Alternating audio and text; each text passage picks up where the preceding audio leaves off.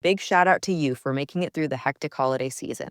This new year, get clean, quality, pregnancy nutrient support off your to-do list, including Ritual's best-selling Essential Prenatal Multivitamin, designed with 12 traceable key ingredients to support a healthy pregnancy. With big changes coming up, take the small steps now and start today with 30% off a 3-month supply at ritual.com/podcast. These statements have not been evaluated by the Food and Drug Administration. This product is not intended to diagnose, treat, cure, or prevent any disease. We're in Way Media.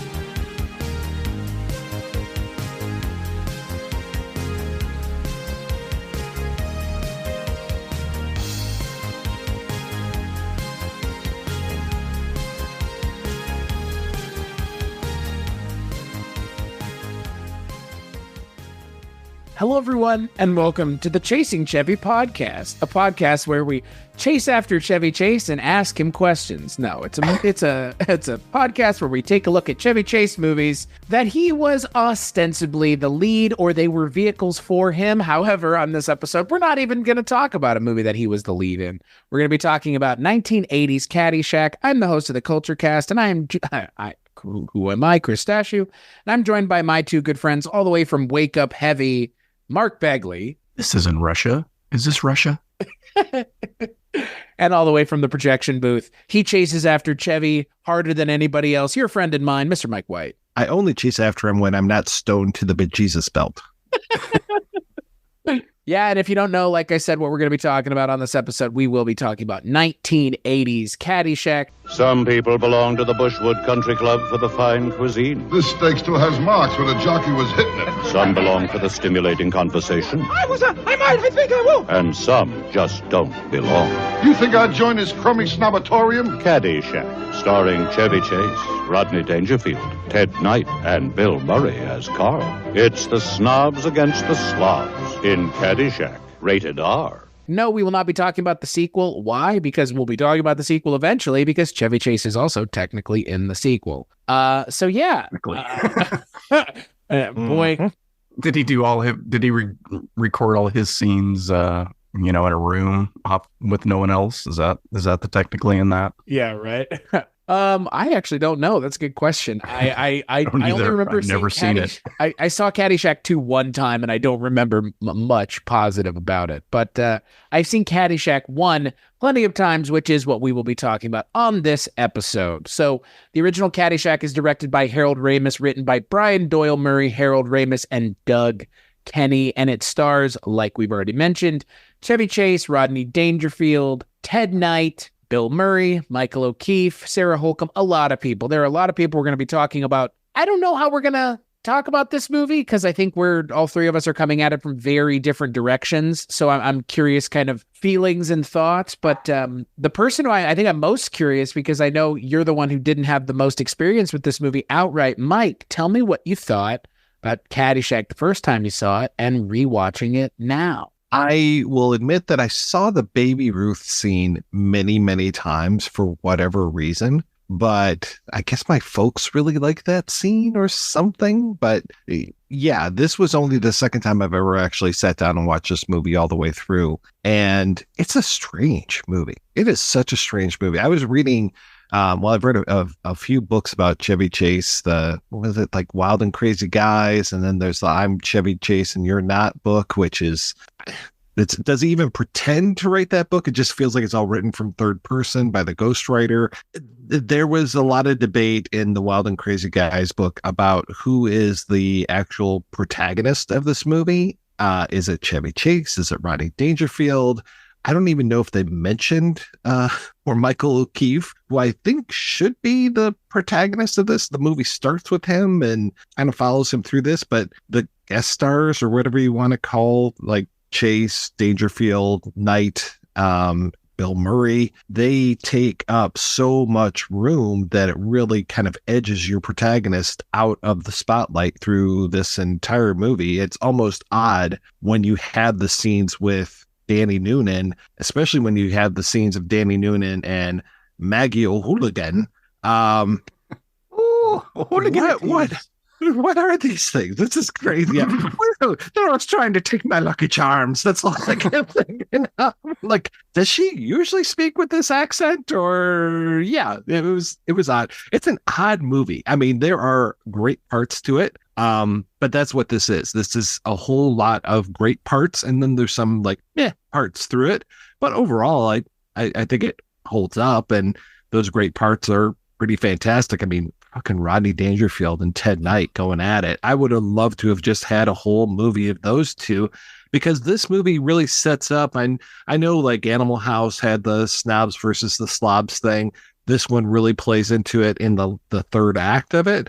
But it's pretty wild to just see how uneven this movie is. Mark Begley, same question directed at you, sir. Well, I want to get back to all of the stuff that Mike talks about, because it's stuff that I didn't notice as a kid. I've seen this movie, I don't know how many times, at least 25, I would say, over the years, just because it was one of those constant rentals back in the VHS days. But this holds the honor of being the first rated R movie that I saw in the theater. So it holds that place in my heart and soul. And it was between this and Blues Brothers. They came out the same summer. And as I've mentioned, I think I mentioned on the first episode of this series that I was a big SNL fan, even though I barely watched the show, but I was into all the people that were on it. So if they had a movie out that I could see, I wanted to see it. And I think previous to this, the only one that I really could see was 1941, which I'm still a big fan of. And I may have seen Foul Play on TV if it had played prior to 1980 or around 1980. I don't know what the impetus was for my mom to decide to take me and my sister to a rated R movie. If we were clamoring to see one or both of these films, and it was like, okay, we'll pick one and we'll go see it. And we picked Caddyshack, which later in life I feel was a mistake because I much prefer the Blues Brothers. And became obsessed with the Blues Brothers back then, even though I didn't see the movie. I had the album, I read the book. Oh, nice. I don't know how many times. I'm still trying to track down a copy of the novelization. It's expensive. I bought it for a friend of mine. Yeah, it's crazy pricey. Yeah. I remember enjoying it immensely, probably mainly because of Chevy Chase and Bill Murray being in it. Was incredibly uncomfortable during the sex scenes, and like I said, it just became something that you watched constantly. VHS, I don't know, I probably played on cable all the time. We didn't have cable until I was older, but just saw it tons and tons. In recent years, have been noticing those oddities that Mike mentioned, and I think it's an interesting, that part of the backstory or the behind the scenes is interesting, which I hope we get to. We kind of have to, right? I mean, that's our job. We got it. Okay. What about you, Chris? Funny enough, I actually read that the Krish Natawati book, the Caddyshack Making of a Hollywood Cinderella Story. I read that book when it came out a couple years ago, and I rewatched Caddyshack a fair amount of times around that time when I was watching the book. So I think similarly to you, Mark, I was like, do I even need to sit down and watch this movie today? Because I've seen this movie so many times. It was definitely something that when I was in college, my freshman roommate, who would then be a groomsman in our wedding, him and I would quote Caddyshack all the time. I don't know why. It's not like the two of us watched it together at any point. I think we just both had it as a frame of reference. I mean, especially Rodney Dangerfield, who I think for me is the best part of the movie. He's not the lead of the movie by any stretch of the imagination. I think this movie fails as a movie, which is a really fucked up thing to say about a movie that I enjoy, but I think it's more fun as just a bunch of vignettes loosely held together by the setting, as opposed to, again, like we've kind of already gotten into with Michael O'Keefe, just kind of being there, just there to be there. But I mean, I do remember relentlessly quoting, "Whoa, did somebody step on a duck?" And all, it looks good on you, though. All of that. Oh, yeah. I mean, everything that Rodney Dangerfield has in this movie, every tool that he has, he uses really well. And I find it really funny because one of the early stories in that Caddyshack book is like the first day on set, Rodney Dangerfield, because I guess this was his first movie. He was not used to people not laughing at his jokes. And so he did not realize that people weren't like, he didn't put two and two together. Like, they're not going to laugh because that's not the point. You're in the scene and you're delivering the lines, Mr. Dangerfield. So deliver the goddamn lines. And he was like, I guess, having anxiety about people not reacting to him telling his lines. And it's like, dude, it's because you're not doing a stand-up bit. This is a movie. So I think that kind of like cuts to the core of the idea of like the people making this movie probably were a little bit in over their heads. And I think that the Caddyshack book kind of speaks to that a little bit. But I think that the movie that you get on the other end is kind of also a product of that, because it is an extremely messy movie. It is, and I think even fans of the movie would agree that's an extremely messy movie. It is very muddy in terms of plot, if there is a plot, like we've already mentioned who the main characters are. But I mean, I think it has staying power because of all of those disparate parts working in spite of the fact that most of the time these kinds of things don't work this way, or they don't kind of hum along as well as this movie does. But all of that to say, I mean, Caddyshack is a movie that I definitely enjoy. Is it in my top 5 comedies? Not really. Is it even in my top 5 Chevy Chase performances? Definitely not, for a number of reasons. But I think it's a fun movie. It's just not much of a narrative piece, but that's okay. But I think it's remembered differently than it maybe is received, if that makes sense. I think for my crowd, it was the Bill Murray lines that got quoted back and forth all the time. That opening when he's cleaning the golf ball and talking about the old women on the course, and of course the Cinderella story, all the stuff in the hut that Chevy is playing through. Those were the lines that stuck with my friends and I. Yeah, there's a lot of quotable lines in this. While I was rewatching it, things I'm not even familiar with, and then even shots that I forget are in here, like the guy on the boat who does the eye pop thing. Mm-hmm. Like, I've seen that so many times as a meme, and I forget what it's from. Yeah. I thought the same thing yesterday. I'm like, oh yeah, he's from this, not Jaws or something else, like Police Squad or whatever. He feels like he came out of Police Squad. Totally. Yeah. I mean, just that they go to the yacht club, I was like, whoa, are we in a different movie? Is this One Crazy Summer all of a sudden? But yeah, it's all over the place. And I mean, again, I think we know why. It's just because the movie's trying to be so inclusive to all these storylines, but it does feel like it doesn't really know what it wants to be. It does feel more like not like a vignette movie, but I mean, kind of. I would say it's much more of an ensemble cast. It's just, normally when you have an ensemble cast, you tend to have that ensemble cast interacting on screen together more than kind of popping in and out of each other's stories, because it ends up feeling like the Michael O'Keefe character is just kind of coming in and out of other people's stories that are the established stars of the movies, the Rodney Dangerfield, the Ted Knight, the Chevy Chase. I mean, just look at the fucking poster for the movie. Like, Michael O'Keefe is not on the poster. Bill Murray, Ted Knight, Chevy Chase, and Rodney Dangerfield are on the poster. And I mean, of those 4, Chevy Chase is the one who's in the movie the least. I mean, you could make the case that we shouldn't even be talking about this movie. I mean, we'll probably never be given another opportunity to talk about this movie, so that's why we're doing it now. But to talk about this as a Chevy Chase movie, it is not a Chevy Chase movie. I would even go as far as to say his role in this movie is completely unnecessary. only because, again, it takes away some of the autonomy from the Michael O'Keefe character. And it kind of gives, I wouldn't say it gives his plot to somebody else, but again, it just makes him kind of a spectator to a lot of this going on. And then it's like, oh yeah, by the way, he's the one doing the golf tournament. Oh, okay. Right.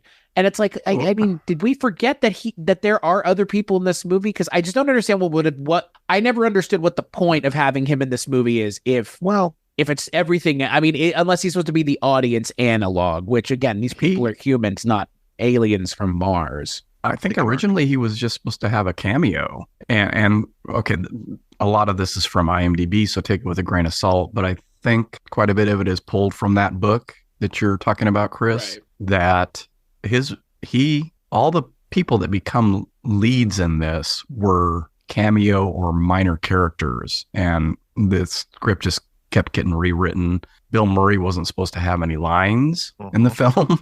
Right. And that stuff got, redone and improvised and all that stuff. It was supposed to be the Danny versus Tony story, basically. That Caddyshack tournament that gets like 2 minutes of screen time was the goal. And I always, watching it when I was younger, I was thinking, well, why are all these adults in the Caddyshack tournament? Because I forget they already did the Caddyshack tournament between Tony and him, and he gets his little trophy, and then we're done. And that's the only time that like Danny's parents make another appearance. They disappear after that first scene. It was supposed to be it was supposed to be his coming of age story, and that's why there's still bits and pieces of it in there. The opening with the huge family, talking about going to college, which gets strung through the rest of the movie. That's his arc, I guess, of deciding whether he wants to actually go to college or not. The Maggie thing, which gets short shrift in the film, was probably more fleshed out in the script. You've got that horrible, oh, I'm pregnant trope from the 80s in there, and which is almost immediately taken away. Like, right. It feels like 5 minutes later, she's dancing around. Oh, what's going on? Oh, I'm not pregnant anymore. Woohoo! Yeah. And I think that was a reshoot or something they went back and did, because I'm pretty sure he's wearing a wig under that hat, pulling the Andrew McCarthy and Pretty in Pink deal there. And so, that may have gone a different direction in the original script. Who knows? Because then he's got I got to get a job now because I got a kid on the way or something like that. I don't know. I have no idea, but it's weird. They throw every like stereotypical thing into the mix in this movie for Michael O'Keefe. It's like, why? I see the Chevy Chase character as being like a mentor, and your life could go this way. He's an interesting character to me because there is, like I said, the whole snobs versus slobs thing. And you've got Dangerfield, who has all this money. He's got the condos, and he's just super gauche. I mean, he really isn't a slob, quote unquote, as far as he's got tons of money. Right. It's that he's, just handing out, he's giving away, $20 just because the guy's keeping the ice cubes cold, those kind of things. And you got Ted Knight, who seems very well to do as well. He's the judge and he's at the country club. And then you got Ty Webb, the Chevy Chase character, who it's like, he's got that line about like, oh yeah, I own a couple lumber yards. I don't know where they are. I mean, he is super wealthy, but he doesn't act like it. And he just seems like this kind of zened out guy who just wants to golf. And it feels like there's a backstory there as far as why he won't golf for money, but we never get that, which is just strange. But for some reason, for some reason, there's a connection between him and Danny. And it's like, okay, it's like, is this the path that he could go? But it doesn't hold much water. It feels like these are different areas that Danny could go to, but at the same time, he's not rich. And everybody in this circle of these golfers are super rich. I mean, it really does feel like what this was, which was all of the writers had been caddies, and they're just bringing all these stories together and just throwing them out there. but it feels like they read the Sid Field book and they're like, oh, well, we need to have something to hook all this stuff onto. And that's the Danny story. And yeah, I totally agree. Like the Danny versus Tony stuff. It's like, okay, yeah, this maybe should have been the movie, but it's definitely not that movie. Well, and I don't know, like, I don't think that I mean, as much as I like Scott Colombi as Tony D'Annunzio, which he is great. I mean, it's kind of a shame that he is kind of as perfectly antagonistic as he is, because it's like it's kind of wasted in this movie, because again, like Ted Knight plays such a perfect bastard. Oh, yes. That almost anybody else in the movie, well, we're waiting. I mean, it's one of my favorite gifts ever. It's shit like that in this movie that I remember, and it's that in Ted Knight's face delivering that line, because he's just so perfect. That's like nothing else in terms of an antagonist in this movie even matters if you have Ted Knight operating at full capacity. So good. And frankly, I mean, again, to your point, I the Ty Webb character I think is so interesting because he's so strange, but at the end of the day, he also is just Chevy Chase. Like it's like such peak Chevy Chase that I'm surprised, frankly, in this watch through that he didn't just look at the camera and go, and I am Chevy Chase, right? Like, you know what I mean? Like it's so, because we talked about it a little bit in Foul Play when he is doing the kind of pratfalls into the water, and we were like, oh, that's the Chevy Chase thing. This is also so the Chevy Chase thing. This is the dialogue equivalent of the physical pratfalling. Like this is the the cool, disinterested, and pithy guy. Mm-hmm. And it's this. It's his entire role. There is never a moment in this movie where someone gets one up on Chevy Chase at all. Thank you very little. Did you see the news headlines from this week as we're recording this that he fell off the stage someplace? And I'm just no. I mean, the guy's old. I'm like, give up the Gerald Ford impersonations, please. Yeah, he does the little bit in the shrubbery in this one, and I roll my eyes every time. It just isn't funny to me. Well, it's just the shtick. It's his thing. His pithy lines are, but this isn't. And yeah, he's not Buster Keaton. I mean, Buster Keaton could take a fall like nobody's business, and I guess it is his shtick that he's going to fall. Okay. Falling down is not inherently funny to me for whatever reason. So it just never lands. Well, it's like in Fletch when he's walking and his head gets caught in the lampshade thing. I think about that scene. I'm just like, what the fuck is the point of this? Oh, it's part of his shtick from the SNL and from the 70s. But I mean, I think him being kind of cool and disinterested he's a cool character. He's a cool customer in this movie. But I also think that if he had been the main character, I think it might have gotten real old real fast, because I'm not sure how much of a real character there is lurking behind what they have him drift in and out of the movie doing, because what he's doing in every scene is more or less the same thing. Like there's not any dimensionality to the character, but that's okay. I mean, I'm not sure that there's a lot of dimensionality to Fletch or Clark Griswold. I mean, maybe Clark Griswold might be the kind of exception there, but I don't necessarily go into Chevy Chase movies going, well, I can't wait to see the depth of character to this. I mean, it's like, you're there for those one-liners. I mean, you're really there for the one-liners with Chevy Chase, as far as I'm concerned. Like, even his physical comedy, it's fine, but I don't think he was doing it any better than anybody else. I like that they tossed Murray and Chase together in a scene. Yeah. Since they didn't like each other. Well, and that they realized that they hadn't been in a scene together or something. But there's all these cut scenes, or I don't know, they must have been cut, because they exist, and I don't think they were shot just for the TV version. But if you go out and you look on YouTube, there's alternate and deleted scenes from the TV version of Caddyshack, and there's a whole thing of Ty showing, I can't remember if he's showing Bill Murray how to hit a golf ball, but like Bill Murray's on this incredibly huge mower, and he comes in and Danny is caddying. I can kind of picture where the scene would fit. Danny's caddying for Ty, and Bill Murray gets off the mower and he's hitting this golf ball. And at one point, these golfers across the lake hit a ball, and somebody just off screen tosses the ball to Chevy Chase, and he takes it and he puts it down on the ground for Carl to hit. And of course, all the other golfers are going crazy because it's like, no, you can't hit our ball. And he's just hitting some balls. And then once these guys start chasing or coming around the pond, Chevy Chase gets onto the mower with Carl and off they go. So I'm like, okay, well, they had two scenes together, but one of them wasn't very funny at all. I mean, I like the whole thing of being in Carl's lair. Carl's lair is fantastic.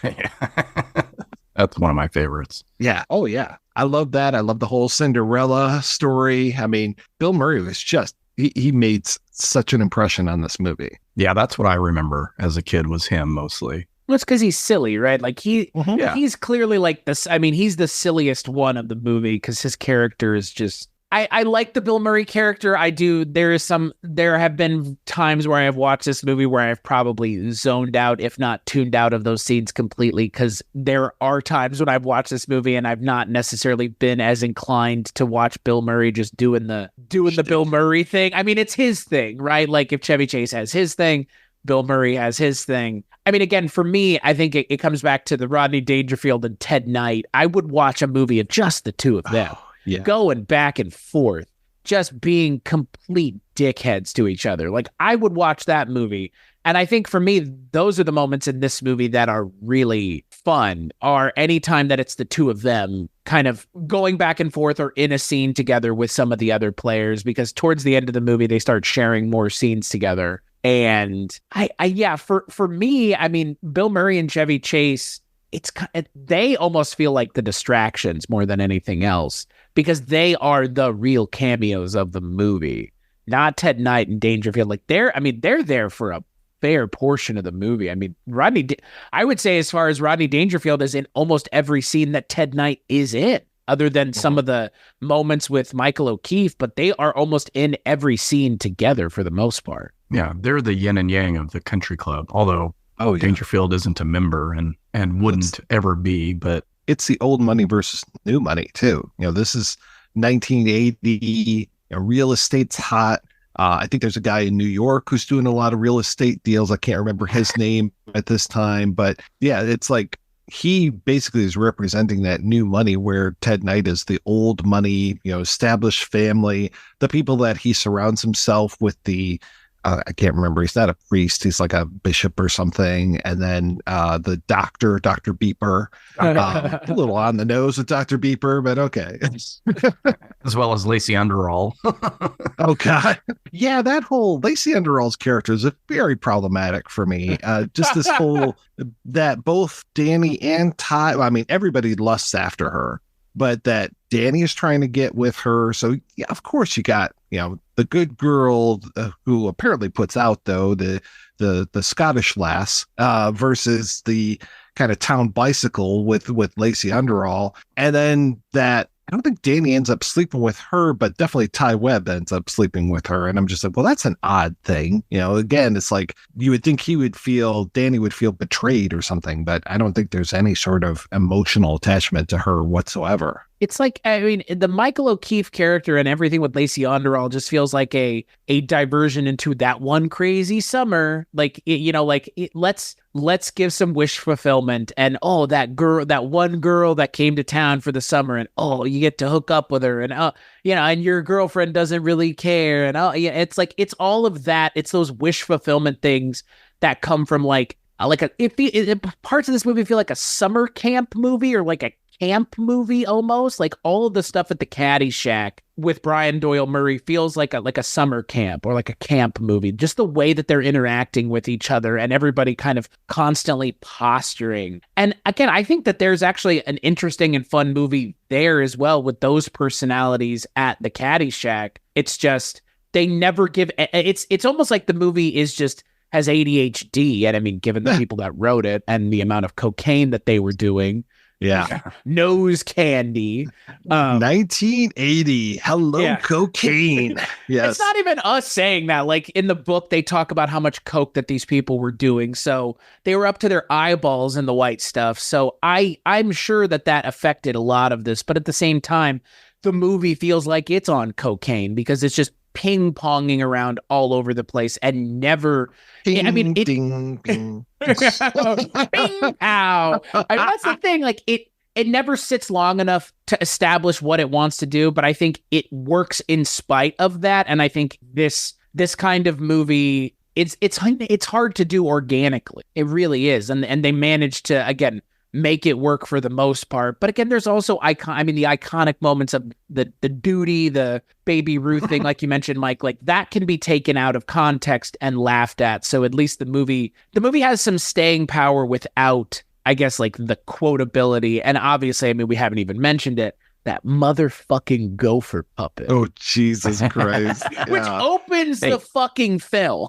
And closes the film. True. I mean, he's the last thing that you see. I mean, that odd ending with the two goons chasing after Ted Knight, and then Rodney Dangerfield standing on the golf course, apparently alone, but then all of a sudden he just goes, "Hey, everybody, let's get laid." And then there's everyone there. I'm like, what? What just happened? So I was 11 when we saw this, and I loved that damn gopher. So of course, that gopher and the Kenny Loggins song are fucking legit, man. I mean, that Loggins tune, this started him, like between this and Footloose and Top Gun. Fuck yeah, Kenny Loggins owned the 1980s, man. Yep, had the single Fuck you, for Messina. that. Yeah. Had the single, had the long form of the single with the choral stuff at the beginning that opens the movie. Mm-hmm. And I have the song on my phone now, and it doesn't have that. So I need to track down that longer version because I love the choral opening.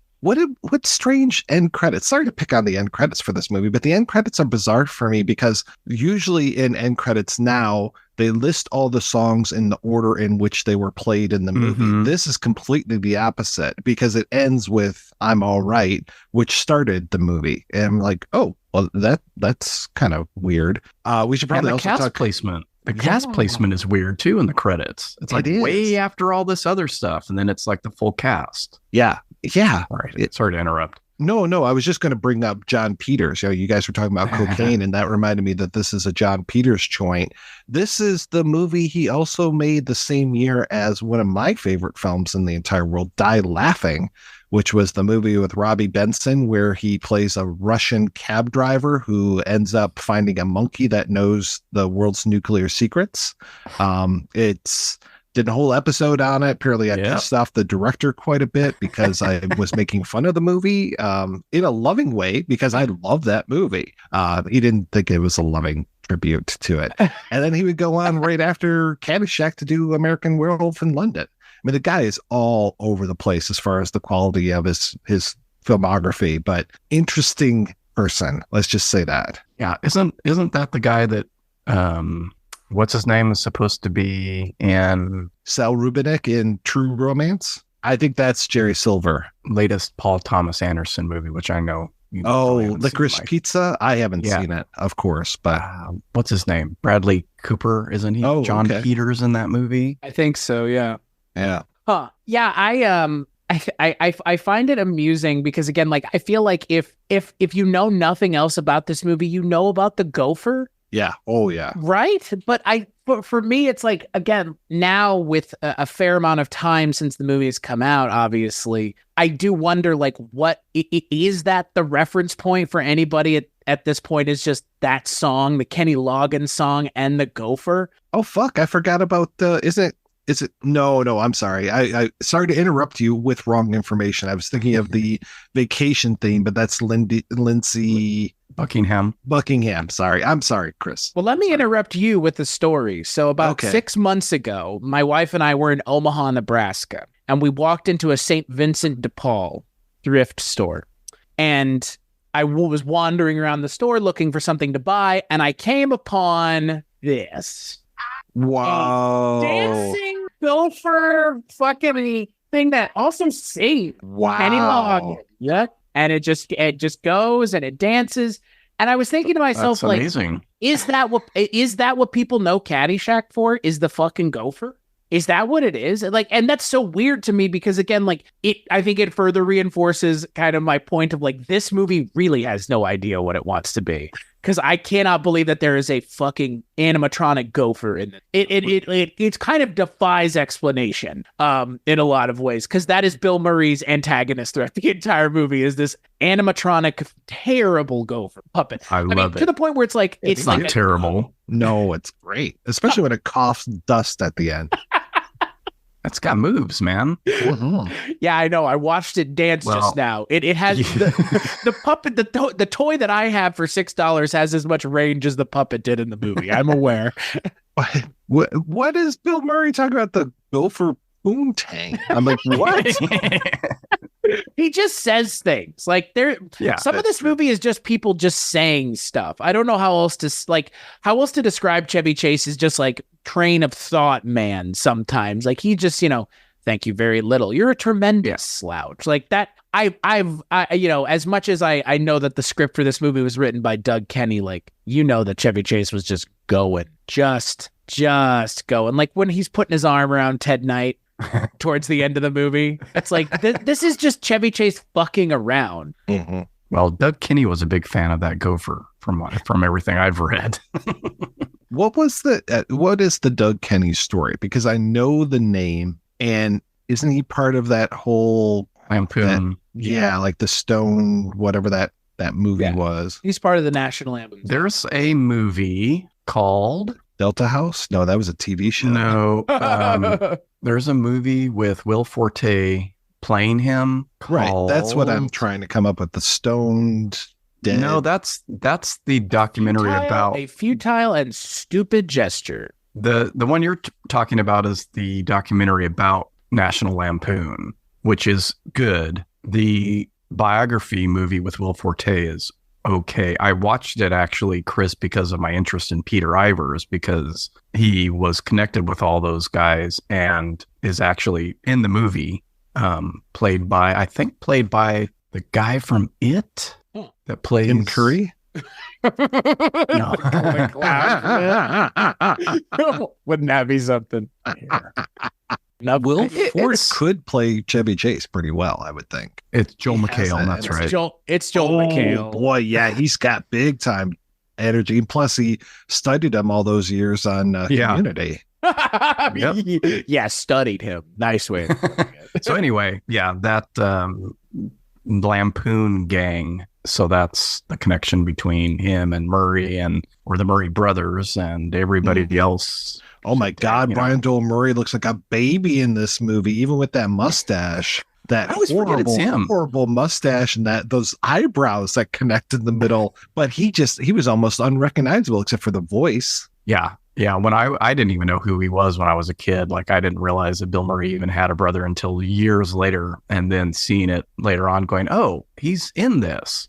Because I saw his name on the credits, as a writer, but never made the connection. Well, they have a few brothers, don't they? Isn't one of the they got a lot of brothers brothers. like moving violations or something? That's what the Noonan family is based on at that opening. That's why there's so many kids in that house. It's supposed to be like the 8 Murray kids. Oh, Jesus. Okay. The big Irish American family. And, poor Albert Salmi gets like 2 minutes of screen time because of that, because I'm sure they had other stuff in there too. Yeah. Probably Danny at home arguing with his parents more, and all that stuff got cut out for Chevy and Rodney and Bill. Yeah. The people on the poster, like you said. Yep. So we haven't mentioned Harold Ramis a whole lot yet, but I was curious, because again, obviously he would go on to direct a fair number of things. Does he bring a whole lot to this movie as a director? Maybe.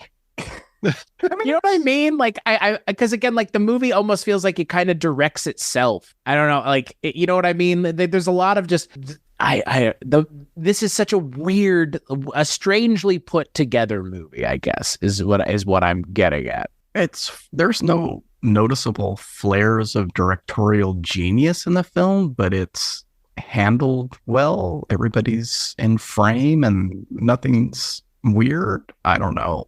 He didn't direct that many films, though. I think a lot of his writing credits get confused for directing credits because he doesn't have nearly as many directing credits. But, writing, I mean, Meatballs before this, and then just tons and tons of stuff. Well. I mean, He's don't one of forget those- year one, guys. Come on. Yeah, and Bedazzled, the Brendan Right. Fraser. I mean, this was his the first real film directorial debut was Caddyshack, because before that he had only directed a TV special, and then would go on right from this to, well, not right from, it was a few years to Vacation, Mhm. and then fucking Club Paradise. Do you guys remember that one?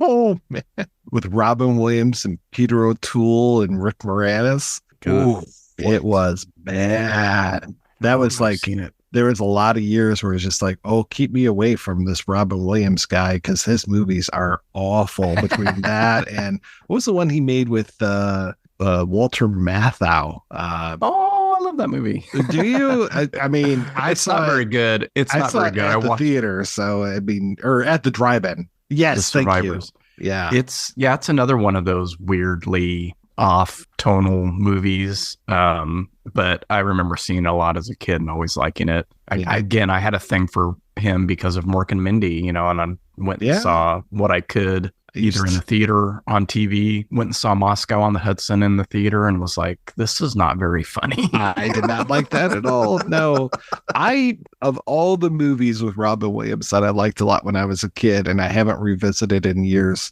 was The World According to Garp. I love that movie. That movie kind of traumatized me. The whole thing with the guy getting his dick bit off. Oh, yeah. It holds up. I watched it. It ended up on HBO Max a couple years back. I had been looking for it online for a long time and I always remembered liking it as a kid. And I'm like, is this going to work still? And it totally does. on the next episode of the Robin Williams podcast. Well, that was my concern with doing this movie, because again, like, it's not a Chevy. We're kind of going against our own definition here of like a Chevy Chase vehicle. Because I would say that this movie is a Chevy Chase vehicle in as much as he is part of this movie. Right. and I think they almost like made him seem bigger than he needed to be for the movie's sake. Top billing, face front in the poster. What do you, what do you want? Yeah. What more do you want? Exactly. He edges out probably 2/3 of Danny's story. So, I mean, He's to the really, point where he's like- with Sarah Holcomb, like to the point where he is having the interactions with the other female character that he would be having, that Tom Noonan's character or Danny Noonan's character would be having, because that's that story. Tom Noonan's character. Tom Noonan. God. movie. Can I That point would that be- out though? Michael O'Keefe and Tom Noonan, like their hairstyles, like it trips me out, because like they're tall dudes with kind of this like bushy, the little bit of the bushy hair, but it feels like the Ty Webb character is just the Danny Noonan character, just the side of it that they're taking away from him and giving to someone else, and it's like, but why? Because that's the thing. Michael O'Keefe is really good in this movie. He's actually really good. really great. Like, and we haven't even said that, like, for as much as he's just kind of sidelined, like he's really charismatic and I like him a lot. And I kind of always forget that he's even part of this movie, because I think that's what the movie wants, but he's actually really he is very good. His line deliveries always catch me off guard. I'm like, oh, he's really doing the work here. That I don't know at the beginning when he's talking to his dad, and when he's trying to do the blindfold shot and Chevy keeps talking and he's like, I don't know, it'd be a lot easier if you weren't talking so much. I don't know. Something about his delivery just works. I mean, is he bitter about this movie? It feels like he should be. I wonder. Yeah. Yeah. I had a lot more. He was coming off of The Great Santini, where he plays a pretty big part, if memory serves. It's like between him and it's Robert Duvall. Yeah, well, but I mean, he's the main kid in that movie. He's the one who is really kind of telling the Pat Conroy story through this. So and suffering at the hands of his father. Yeah, and then he comes over here and he's sidelined by all of these big names who were, weren't really huge names, but they were definitely coming off of SNL. I mean, I don't know where Dangerfield was in his career. I definitely used to watch a lot of him on Carson, on YouTube. I'm not aging myself that much. I didn't watch the original Tonight Show. I always thought that Jack Parr did a way better job than Johnny Carson, and really should have been Steve Allen's show. This is Dangerfield's essentially his first like big role in a movie. I mean, he was in The Projectionist in 70, but I mean, very small role in that. He was just that really dicky manager who's like, put more salt on the popcorn so we sell more sodas. Yeah. I mean, speaking of Chuck McCann. Yes. But who doesn't? Yeah. But Caddyshack, I mean, that's, that story I was telling at the top of this about Dangerfield not understanding why people weren't laughing at his jokes because he's just used to the stand-up, stage. Like, I mean, again, I almost wish that there had just been two different movies, like two. And now, and in this day and age, like, I think you could do this movie the right way. I just think you would have to have a bigger actor cast as the Michael O'Keefe role so that his role doesn't get sidelined because of all the other, I mean, you could see someone coming along and making a movie like Caddyshack in 2023 with some bigger name actors kind of at the periphery, but you have some still well-known people as the ensemble cast. And that's what they did here, but the balance would have been better because, again, you really can't weight it in one direction just because, hey, these are all my friends and I've worked with them on various other comedy things. So I trust that they're going to do a better job than actually telling the narrative part of the story. When I was watching this movie, I was thinking of kind of going along what you're talking about as far as if this was remade today. I think that Ryan Reynolds really captures a lot of that self-satisfied, smirking assholism of Chevy Chase. Mm-hmm. I will say that I like Ryan Reynolds a lot in a lot of movies, but he can be he's a spice that goes a little heavy on certain movies. I just watched a little bit goes a long way. Again. Yes, but it feels like, especially that whole like I'm riffing now. That feels very Chevy Chase to me. Yeah, I can totally see that. It's interesting though that the sequel, I think, goes in the direction of those added on characters. I mean, it looks to me, I haven't seen it yet, but it looks to me like it's the Rodney Dangerfield character movie for the most part. Yeah. Even though it's not him. Jackie Mason isn't playing that character, but he's playing that character. Wow. Yeah. And apparently he's playing his character from The Jerk in that movie. Really? Yeah. Huh. Gotta barely remember him even being in The Jerk. He's the gas station owner. Right. Yeah.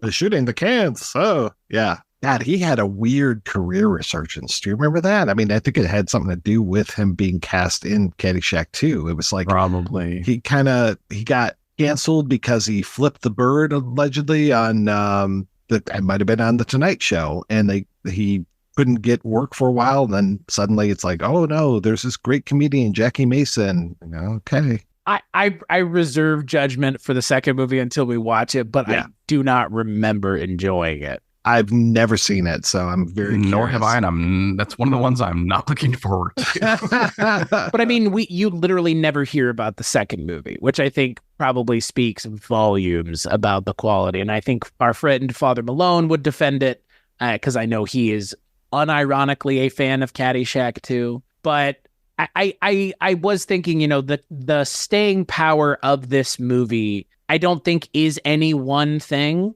Because, again, I mean, if you think about something like Blues Brothers, which you guys already mentioned, I mean, what you remember from that movie is Aykroyd and Belushi's performances and everything surrounding it. But this movie, I think, is a little less specific as to what any one person is going to take away from it. Because, again, for me personally, like I've already mentioned, Dangerfield and Ted Knight are really just the pillars of the movie. To the point where, and I mean, we've already kind of mentioned it, like a remake or just like more of those two kinds of characters being dickheads to each other would have been welcome. And again, you mentioned the snobs versus slobs thing. Like this movie and so many other movies in the 80s were trying to do these kinds of stories. And I don't know if this is even the best one. It's just, I think, one of the better known ones.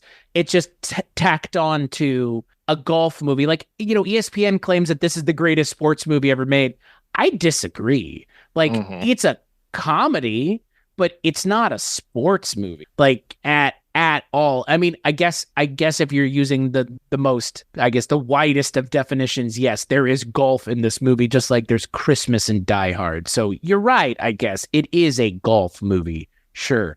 It's just, again, like, I feel like it's more just like a really extended SNL skit more than anything else. Well, it's better than The Legend of Bagger Vance and way better than Tin Cup. Well, and that is, I guess that's the other question. I don't dislike Happy Gilmore, but I also understand that Adam Sandler is definitely not everybody's cup of tea. I think that for me is peak Adam Sandler, those early movies that he did. Before, again, he just kind of does like some of the actors in this movie end up doing, which is just playing the same character over and over again. And, because that's, we're probably going to get to that point with Chevy Chase where we're just like, well, this guy is just doing the same thing to the point where now you're just being asked to do the same thing over and over again. I mean, we're at 80 right now, which means his shtick is still landing with people. By the time we get to Nothing But Trouble, his shtick is not just not landing with people. It is far from something anyone has any interest in. This is so much of this podcast is going to be Brave New World for me because I've not seen a lot of these movies. The ones that I have seen, like Modern Problems, I saw a lot.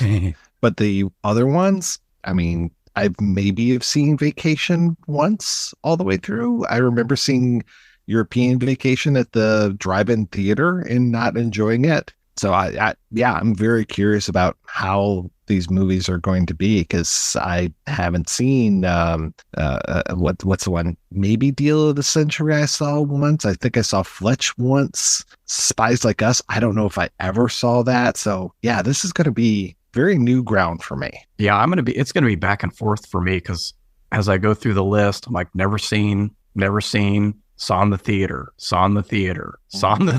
never seen. It's a weird mix. And I think I held on to my fandom of him via SNL up until a certain point. And then it was like, I think I'm done. I don't think I like this guy as much as I thought I did. But I saw Spies Like Us in the theater. I saw Three Amigos in the theater. And then there are some like Under the Rainbow that I've never seen a minute of. So yeah, it's going to be totally back and forth for me. So before we mention the next thing we're talking about, that is kind of the last moment I wanted to kind of get to is from the last time we saw Chevy Chase chronologically in Oh Heavenly Dog to now. This is more in line with what he was doing on SNL at the time. And in something like an Oh Heavenly Dog or a Foul Play, those bits were part of it, but now that's the entire focus. And I think it's just interesting to see how he's being used at the time. Because in Foul Play, it seems like they actually are asking Chevy Chase to act and play a character. And in this movie, they're just like you said, Mike, just riff, just do the thing. Just start saying funny stuff, funny man. Right. And it's interesting to see how they're utilizing Chevy Chase this early on in his career, because I actually resonate a lot more with what he was doing in Foul Play than I at all am resonating with what he's doing in this movie. Because again, what he's doing in this movie is fun and fine, but what he's doing in this movie is we're going to see that for like the next 20 movies. Like what he was doing in Foul Play is such a different expectation that, there is a universe where that version of Chevy Chase is more successful and his roles are more tailored to him being a leading man and less a leading goofy guy. Because that's the thing, like, he's obviously very good looking, but in this movie, like, he's so aloof. It's hard to get a sense of any character because he's so intentionally aloof. Notice his hat, though, in this movie,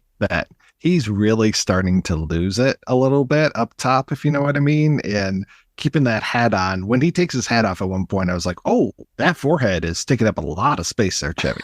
And speaking as a bald person, I'm not making fun of bald people, but it's just, it's interesting to trace the hairline as you're watching these movies. Yeah, he's one of those, I think, that was going early, because even on the first season of SNL, it's like not a comb over, but it's the comb down. Yeah, to create the illusion of more hair. If he pulled his hair back, I think that would be a 5 or a 6 head. It's like, it's like maybe the first quarter of his head is just completely exposed. Mm-hmm. But I'm looking forward to the next 3. That's for sure. Next 4 movies. I'm on board. No, I'm with you, and that's kind of my point with my question about Chevy Chase is, like, again, he clearly has some range as an actor. It's just weird to me that, again, by the time we get to the end of this podcast, we're going to have felt like there is no range, I'm assuming. But to go from something like Foul Play to Oh Heavenly Dog to then this, it's like they're really just taking Chevy Chase and having him do very little.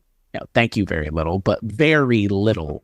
Like, because again, like he could have been the lead of this movie. He could have been the main character of this movie. And that movie, I think, would have worked just as well. It might have worked even better if it had just been the Ty Webb character throughout. And I mean, obviously, we're going to see that as we progress with Chevy Chase's career. But yeah, I think for me, Caddyshack is like, and reading the reviews about it, like every review says the same thing that we have for the most part. If they're even kind of on the fence about it, it's like this movie is just kind of chasing its tail around in a circle. And yeah, I completely agree. Even as, like I said, as much as I love this movie, which I love this movie a lot, I think I love this movie for the bits where those lines come from, not necessarily the movie in its entirety. Because there are parts of this movie where I just check out because I'm like, I don't really even know if I care about some of these interactions with some. Yeah, it's like the parts are more than the sum of the whole. Yeah.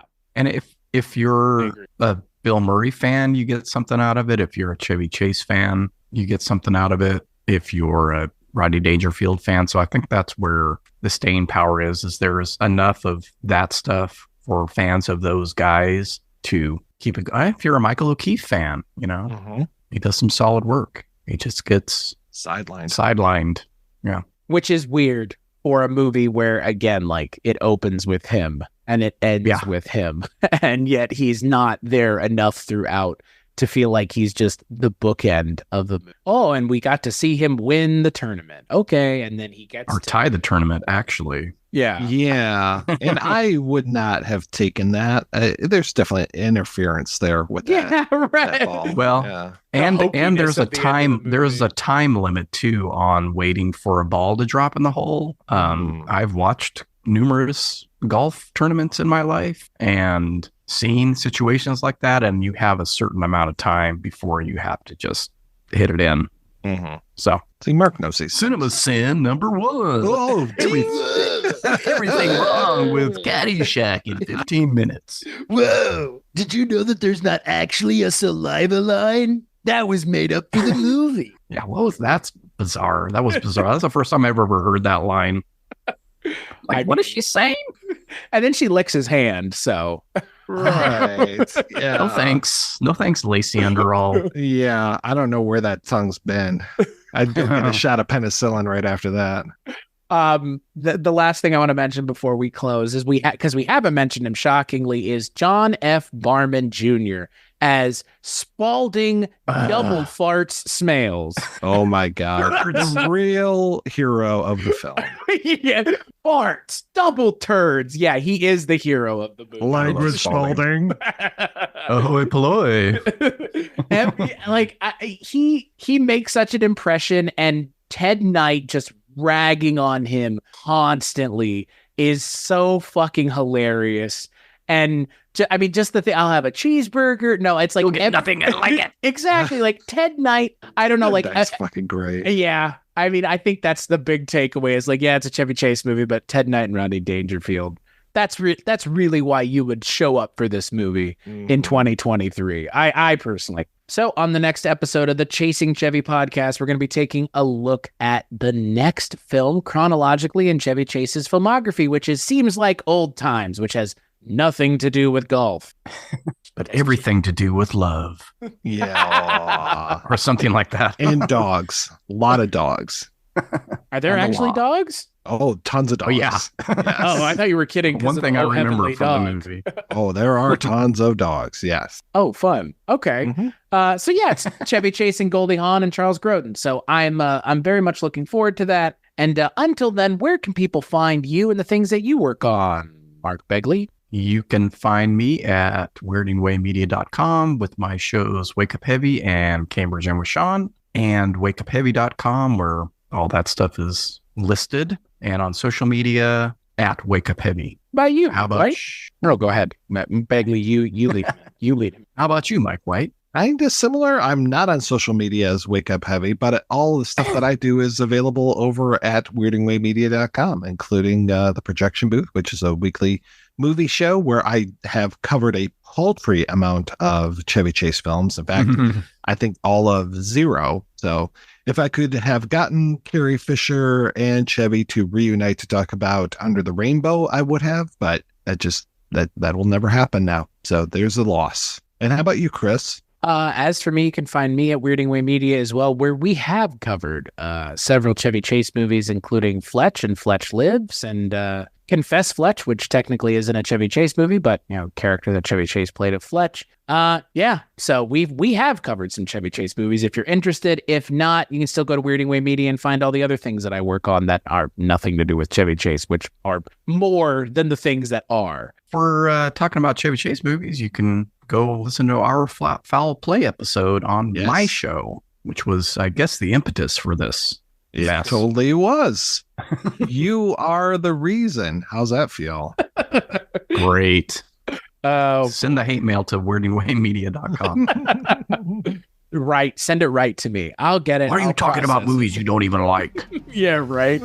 You don't even like Chevy Chase. I like Caddyshack a lot, but not as much as the Blues Brothers. Once we start getting out there, the iTunes reviews will tell us how wrong we are.